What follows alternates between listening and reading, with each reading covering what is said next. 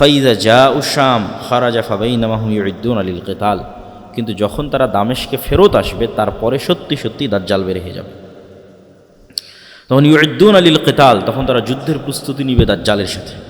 ইউসাফুনা সুফুফা ইদা উকিমাতিস সালাত, এমত অবস্থায় দামেশকের মসজিদে সালাতের একামত হবে এবং মুজাহিদরা সালাতের জন্য দাঁড়াবে সারিবদ্ধভাবে। কিছু বর্ণনা এসেছে এটা ফজরের সালাত। ঠিক এই সময়ে ইয়ানজিলু ঈসা ইবনে মারিয়াম, ঈসা ইবনে মারিয়াম কিছু বর্ণনা এসেছে 2 ফেরেশতার কাঁধের উপর ভর দিয়ে নামবেন। ফাআম্মাহুম ফাইদা রাআহু আদুউল্লাহ যাবা কামা ইয়াযুবুল মিলহু ফিল মা ফালাউ তারাকাহু লান যাবা হাত্তা ইয়াহলিক। ঈসা ইবনে মারিয়ামকে যখন দাজ্জাল দেখবে তখন লবণ যেভাবে পানিতে দিলে মিটে যায়, মিশে যায়, গলে যায়, দাজ্জাল সেভাবে গলে যেতে থাকবে। ওয়ালাকিন ইয়াকতুলুহুল্লাহু বিয়াদি, কিন্তু তারপরও ঈসা আলাইহিস সালাম নিজে হাতেই দাজ্জালকে হত্যা করবেন। ফায়ুরিহিম দামাহু ফি হারবাতি, এবং যেই অস্ত্র দিয়ে তিনি দাজ্জালকে হত্যা করবেন এটা জনগণকে দেখাবেন যে দেখো দাজ্জালকে হত্যা করেছে। কাছাকাছি অনুরূপী বর্ণনা যে রোমানদের সাথে মুসলমানদের একটা বিরাট চুক্তি হবে, আর এই চুক্তির লঙ্ঘনটা হবে এইভাবে যে রোমানদের সাথে মুসলমানদের চুক্তি হওয়ার পর এরা তৃতীয় আর একটা পক্ষের বিরুদ্ধে একসাথে একত্রিত হয়ে যুদ্ধ করবে, তথা খ্রিস্টানেরা আর মুসলমানেরা একত্রিত হয়ে তৃতীয় এক পক্ষের বিরুদ্ধে যুদ্ধ করবে। সেই তৃতীয় পক্ষ কে কারা তা হাদিসে উল্লেখ নাই। এই যুদ্ধে মুসলমান এবং খ্রিস্টানদের বিজয় হবে। বিজয় হওয়ার পর একজন খ্রিস্টান সৈন্য বলবে যে ক্রুশের কারণে বিজয় হয়েছে, যে ক্রুশ চিহ্ন তারা গলায় ঝোলায়, এটার কারণে আমরা বিজয়ী হয়েছি। এইটা দেখে এক মুজাহিদ মুমিন ওই ক্রুশটাকে ভেঙে দিবে, বলে না আমরা আল্লাহর সহযোগিতায় বা আল্লাহর সাহায্যে বিজয়ী হয়েছি। এই ক্রস ভাঙ্গাকে কেন্দ্র করে এক দল আর এক দলের মুখোমুখি হয়ে যাবে পুনরায়। এবং এই যে মুখোমুখি হবে, এই মুখোমুখির কথাই বলা হচ্ছে যে 80টা পতাকার অধীনে তারা একত্রিত হবে, যার এক এক পতাকার অধীনে 12,000 করে সৈন্যবাহিনী থাকবে, এবং মুসলমানদের 3 ভাগের 1 ভাগ পালিয়ে যাবে, 1 ভাগ শহীদ হবে, 1 ভাগ বিজয় হবে। এবং বিজয় হওয়ার পর কনস্টান্টিনোপল, ইস্তাম্বুল, তুরস্ক বিজয় হবে। এই যুদ্ধের আর অন্য বর্ণনায় রাসূল সাল্লাল্লাহু আলাইহি ওয়াসাল্লাম বলছেন যে এই যুদ্ধ এত ভয়াবহ হবে যে 100 জন মানুষের 99 জনই মারা যাবে, একজন বেঁচে থাকবে। একটা পাখি যদি আকাশে 1 মাস উড়ে তাহলে 1 মাস উড়লেও লাশের সারি শেষ করতে পারবে না। লাশের দুর্গন্ধে সে মৃত অবস্থায় পড়ে যাবে। তার বাঁচার মতো আলাদা কোনো আশ্রয়স্থল যেখানে লাশ নাই, লাশের দুর্গন্ধ নাই, এরকম কোনো সেফ জায়গা সে খুঁজে বের করতে পারবে না। উঠতে উঠতে উঠতে উঠতে ক্লান্ত হয়ে মরে পড়ে যাবে। এত বেশি পরিমাণে মানুষ এই যুদ্ধে মারা যাবে যে মানুষ আর গনিমতের মালেও সন্তুষ্ট হবে না, মানুষের ওয়ারিস বন্টন করার কেউ থাকবে না। এগুলো সব রাসূল সাল্লাল্লাহু আলাইহি ওয়াসাল্লাম বিভিন্ন হাদিসে বলেছেন। ওই সেম ঘটনার ধারাবাহিকতায় বিভিন্ন হাদিস। তারপরে যখন আড়াল থেকে ঘোষণা হবে দাজ্জাল তোমাদের বাড়িঘরে প্রবেশ করে গেছে, তখন যারা তাড়াহুড়ো করে বের হবে দাজ্জালকে খুঁজতে, আর এক বর্ণনায় রাসূল সাল্লাল্লাহু আলাইহি ওয়াসাল্লাম বলছেন যে মুজাহিদদের মধ্যে 10 জনকে পাঠানো হবে যে তোমরা যাও, অশ্বারোহী 10 জন অশ্বারোহীকে পাঠানো হবে, দেখো তো দাজ্জাল সত্যি সত্যি আমাদের বাড়িতে ঘরে ঢুকে গেছে কিনা। রাসূল সাল্লাল্লাহু আলাইহি ওয়াসাল্লাম বলছেন ওই 10 অশ্বারোহীর নাম, ওদের চেহারা, ওদের বাপের নাম, ওদের বংশের নাম আমি বলে দিতে পারব যে 10 জন কারা, যে 10 জন দাজ্জালের অনুসন্ধানে বের হবে। ওরা তৎকালীন বিশ্বের সর্বশ্রেষ্ঠ ঈমানদার এবং সর্বশ্রেষ্ঠ অশ্বারোহী, যারা মদিনা থেকে বের হয়ে আসবে শাম বা সিরিয়ায়। এবং রাসূল সাল্লাল্লাহু আলাইহি ওয়াসাল্লামের আর এক হাদিসে এই যুদ্ধের কথা বর্ণনা করতে গিয়ে তিনি বলেছেন যে সেই দিন মুসলমানদের হেডকোয়ার্টার হবে গুতা নামক জায়গা, যেটি আজকের শাম বা সিরিয়ার রাজধানী দামেস্কের অতি নিকটবর্তী একটি অঞ্চল, গুতা নামক জায়গা। রাসূল সাল্লাল্লাহু আলাইহি ওয়াসাল্লাম দাজ্জালের বিষয়ে কিছু হাদিস, বিস্তারিত দাজ্জালের ভয়ঙ্কর এবং ভয়াবহ ফিতনার কিছু হাদিস তিনি তুলে ধরেছেন, যেগুলো আমরা সংক্ষিপ্ত, বেশি সময় নিব না, অল্প অল্প করে আমরা একটা দুটো হাদিস বলে আজকের আলোচনা শেষ করব ইনশাল্লাহ। ফাতেমা বিনতে কাইস রাদিয়াল্লাহু তাআলা আনহা থেকে বর্ণিত, তিনি বলেন এক সালাতের পর আল্লাহর নবী বললেন মাইকে বা মুখে, মাইকে তো না, মুখে ঘোষণা হলো যে তোমরা সবাই বসে পড়ো, রাসূল সাল্লাল্লাহু আলাইহি ওয়াসাল্লাম কথা বলবেন। তো মানুষজন সব বসে পড়ল। রাসূল সাল্লাল্লাহু আলাইহি ওয়াসাল্লাম মেম্বারে দাঁড়ালেন, মেম্বারে দাঁড়িয়ে তিনি বলতে লাগলেন যে আজকে আমি তোমাদেরকে এমন এক গল্প শোনাবো যে গল্প আমি তোমাদের সামনে অনেক করেছি। এই গল্প হচ্ছে তামিম আদ-দারির গল্প। আন্না তামিম আদ-দারি কান রজুলান নাসরানিয়ান, যে ছিল খ্রিস্টান মানুষ। যা আফাবায়া ও আসলামা, সে আল্লাহ নবীর হাতে হাত রেখে ইসলাম গ্রহণ করার পর এই ঘটনা সে আল্লাহ নবীকে শোনায়। সেই ঘটনা হচ্ছে আন্নাহু রাকিবা ফি সাফিনাতিন বাহরিয়াতিন মা সালাসিনা রাজুলাম, সে তার নিজ গোত্র এবং আর 2-3টা আরব গোত্রের 30 জন মানুষকে নিয়ে একটা নৌকায় দীর্ঘ লম্বা সফরে বের হয়। ফালাইবা বিহিমুল মাউজু শাহরান ফিল বাহরি, সমুদ্রের ঢেউ তাদেরকে 1 মাস যাবৎ এদিক ওদিকে নিয়ে যেতে থাকে। তারা কোনো লোকেশন ট্র্যাক করা, আগের যুগের মানুষ তারা এবং চাঁদ দেখে দিক নির্ধারণ করে নৌকা পরিচালনা করত, কিন্তু ঝড় বৃষ্টি ঢেউয়ে আর কন্ট্রোল করতে পারেনি যে এই নৌকা কোন দিকে যাচ্ছে। তো অনেক পরে গিয়ে, দীর্ঘ 1 মাস পরে গিয়ে এই নৌকা একটা দ্বীপে গিয়ে ভিড়ল। সংক্ষেপে আমি শেষ করে দিচ্ছি। একটা দ্বীপে ভিড়ার পর, লাগার পর তারা সেখানে নামলো। নামার পর দেখতেছে একটা প্রাণী, ফালাকিয়াতুম দাব্বাতুন, একটা ভয়ঙ্কর প্রাণী যার অত্যধিক চুলের কারণে লা ইয়াদরুনা মা কুবুলুহু মিন দুবুরিহি, সামনে কোনটা পিছন কোনটা, মুখ কোন দিকে পিছন কোন দিকে এটা বোঝা যাচ্ছে না অত্যধিক চুলের কারণে। তখন এরা তাকে বলছে ওয়াই হাক, তোমার ধ্বংস হোক। তখন ওই প্রাণী উত্তরে বলছে আনাল জাসসাসা, আমি হচ্ছে গোয়েন্দা। ক্বালু আমাল জাসসাসা ক্বালাত আইয়ুহাল কওম ইনতালিকু ইলা হাযা রাজুল ফিদ দাইর। তখন ওই গোয়েন্দা বলতেছে তোমরা এইদিকে যাও, এখানে ভিতরে একটা লোক, প্রাসাদে একটা লোক তোমাদের অপেক্ষা করতেছে।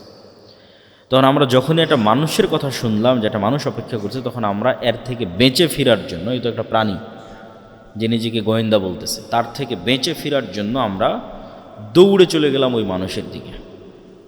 তো মানুষের দিকে গিয়ে দেখি ফাইদা ফিহি আ'যামু ইনসানিন রাআইনাহু কাত্তু, এত বিশাল দেহের মানুষ আমরা জীবনে কখনো দেখিনি, যাকে বাধা আছে তার হাত এবং তার কাঁধের সাথে বাধা আছে। মা বাইনা রুকবাতাইহি ইলা কা'বাইহি বিল হাদিদ, তার হাঁটু, তার হাত, কোনোই, কাঁধ, এগুলো লোহার জিঞ্জির দিয়ে বাধা আছে। কুলনা ওয়াইলাক মা আনতা ক্বালা ক্বাদ কদারতুম আলা খাবরি ফাআখবিরুনি মা আনতুম। আমরা ওকে জিজ্ঞেস করলাম এই তুমি কে? তো সে বলল তোমরা তো জানবেই আমি কে, আগে বলো তোমরা যে তোমরা কারা, আমি কে এটা তো তোমরা জানবেই। তখন আমরা বললাম নাহনু উনাসুম মিনাল আরব রাকিবনা ফি সাফিনাতিন বাহরিয়াতিন, আমরা আসলে আরবের কিছু মানুষ ব্যবসায়িক কাজে বের হয়েছিলাম, এইভাবে আমরা এখানে আসলাম, এইভাবে তোমার কাছে পৌঁছলাম। তখন এই ব্যক্তি এই সমস্ত মানুষদেরকে জিজ্ঞেস করছে আখবিরুনি আন নাখলি বাইসান, 3টা প্রশ্ন করেছে। বাইসান খেজুর বাগানের কথা বলো, তাবারিয়া নামক সমুদ্রের কথা বলো, আর আইনে জোগার নামক ঝর্ণার কথা বলো। 3টা প্রশ্ন। তখন এই মানুষজন তাদেরকে বলছে তুমি এই 3টার কি জানতে চাও? তুমি যে বাইসান খেজুর বাগানের কথা জানতে চাও, এটার কি জানতে চাও? বলে আসআলুকুম আন নাখলিহা হাল ইউসমির আমলা, আমি জানতে চাই বাইসান খেজুর বাগানে এখনও খেজুর হয় না? বলে এখনও হয়। তো অচিরেই একদিন এই বাগানে খেজুর হবে না। আমি জানতে চাই তাবারিয়া নামক এই সমুদ্রে, এই সাগরে, এই দ্বীপে, এই খালে পানি আছে না নাই? তো বলে আছে। তো বলে অচিরেই এখানে একদিন পানি থাকবে না। আইনে জোগার নামক ঝর্ণায় পানি আছে না নাই? তো বলে আছে। তো বলে অচিরেই এখানে একদিন পানি থাকবে না। আধুনিক যারা গবেষক তারা গবেষণা করে দেখেছেন এই 3টে জায়গায় এখন ইসরায়েলের সীমানার অন্তর্ভুক্ত, এবং তাবারিয়া নামক যে সুন্দর সমুদ্র, এটা খ্রিস্টানদের একটা অত্যন্ত ভ্রমণের জায়গা, পবিত্র ভ্রমণের জায়গা। তারা মনে করে যে ঈসা আলাইহিস সালাতু ওয়াস সালাম যত মোজেজা দেখিয়েছেন, সকল মোজেজা তিনি তাবারিয়া নামক সমুদ্রের পাশে দেখিয়েছেন। জীবিতকে মৃত করা, কুষ্ঠ রোগীকে ভালো করা, এই জন্য তারা এই তাবারিয়া সাগরকে তারা অনেক পবিত্র মনে করে, এবং লক্ষ লক্ষ খ্রিস্টান ইসরায়েলে ঘুরতে যায় এই তাবারিয়া নামক সাগর দেখতে। তো দাজ্জাল এই 3টে জায়গার কথা জিজ্ঞেস করল। তারপরে 4 নম্বরে জিজ্ঞেস করলো আখবিরুনি আন নাবিয়্যিল উম্মিয়িন, অশিক্ষিত মূর্খ নবীর কথা বলো। আনপড়, যিনি লেখা জানেন না, পড়া জানেন না, এরকম কোনো নবী এসেছে কিনা আরবে? আমাদের নবী মুহাম্মদ সাল্লাল্লাহু আলাইহি সাল্লাম লিখতেও জানতেন না, পড়তেও জানতেন না। ক্বালু ক্বাদ খারাজা মিন মক্কা ওয়া নাযালা ইয়াসরিব, হ্যাঁ তিনি এসেছে, মক্কা থেকে বের হয়ে মদিনায় হিজরত করেছেন। কি অবস্থা? তো তার সাথে আরবদের যুদ্ধ চলতেছে ইত্যাদি। তখন সে নিজে বলতেছে ইন্না যাকা খায়রুন লাহুম ইউতিউহ, মানুষের কল্যাণ হবে এই নিরক্ষর আনপড়, যিনি লেখা এবং স্বাক্ষর এবং পড়া জানেন না, এই নবীকে মেনে নেওয়া এটা মানুষের উচিত হবে।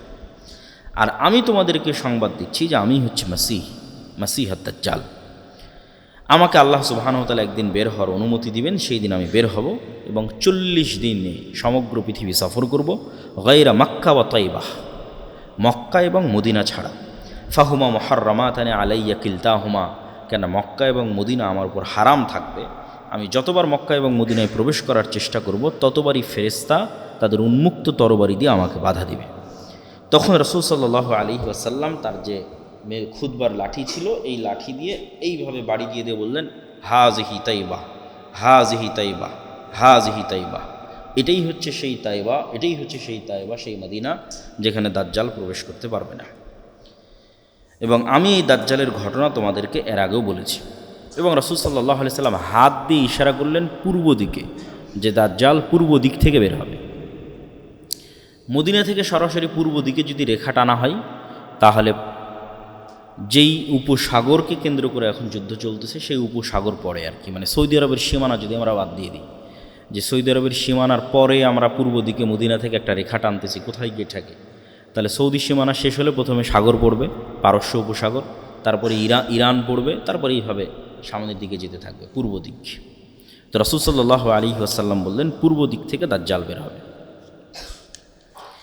দাজ্জাল সম্পর্কে রাসূল সাল্লাল্লাহু আলাইহি ওয়াসাল্লামের আরও দুই একটি সংক্ষিপ্ত বর্ণনা এই তথ্যের সাথে সম্পৃক্ত, কানেক্টেড।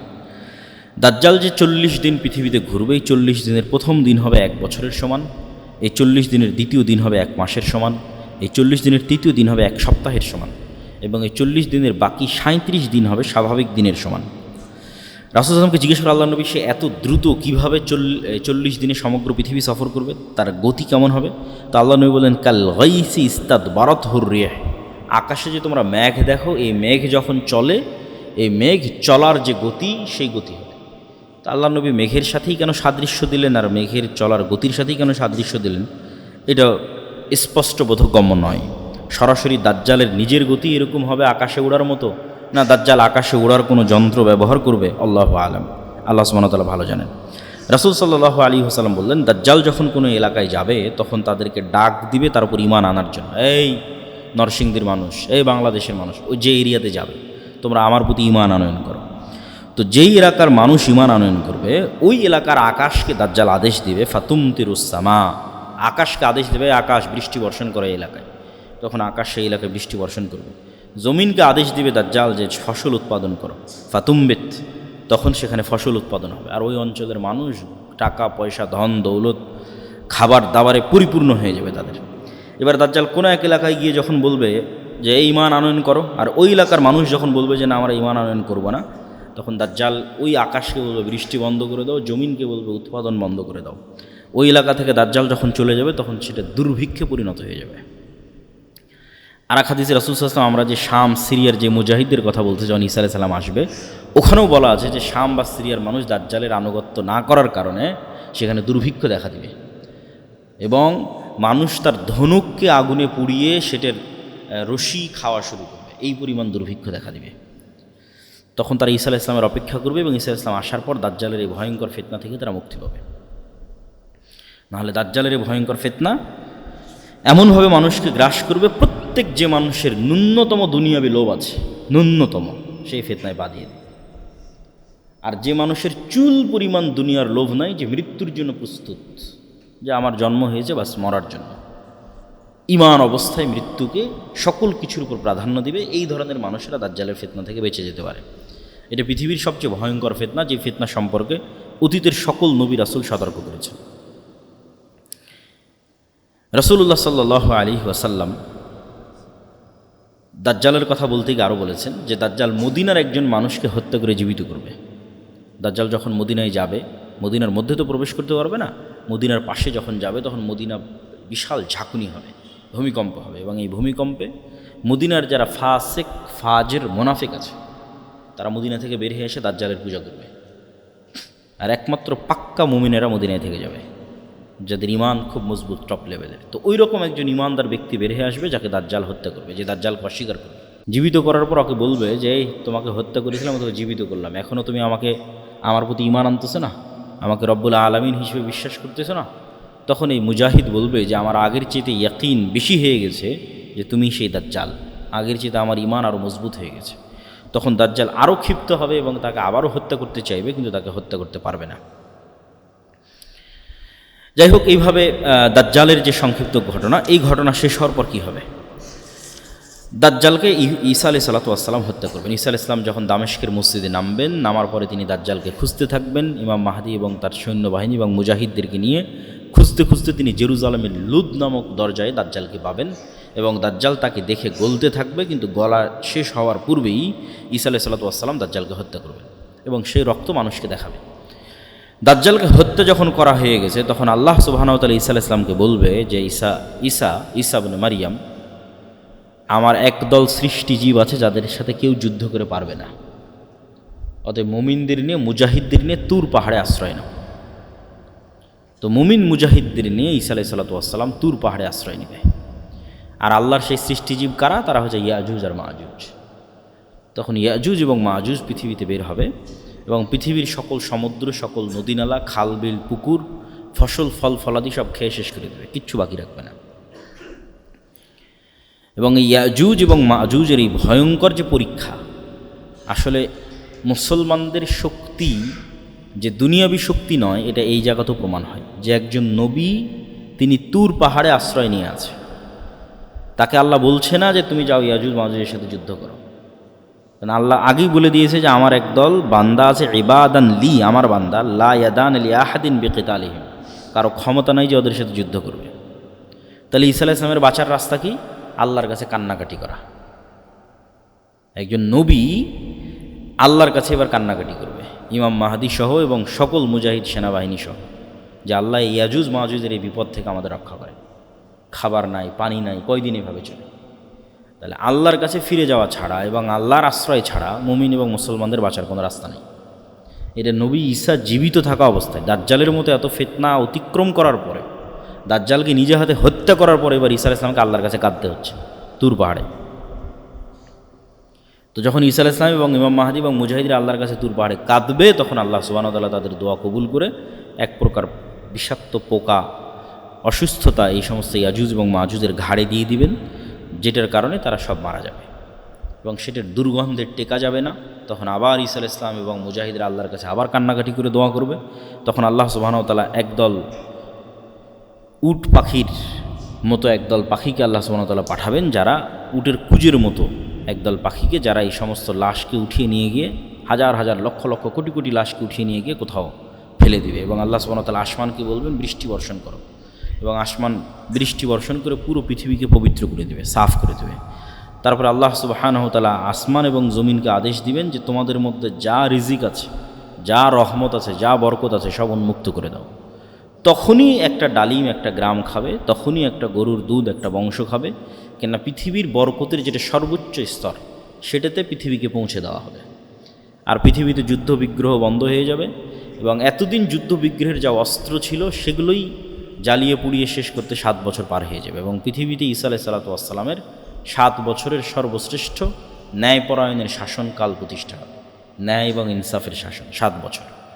এই 7 বছর পার হওয়ার পর এক মৃদু বাতাসে, যে বাতাস মুমিনদের বগলে অনুভূত হবে, সেই মৃদু বাতাসে পৃথিবীর সকল মুমিন মৃত্যুবরণ করবে। তারপরে পৃথিবীতে শুধু ফাসেক, ফাজের এবং পাপিষ্ঠরা থাকবে।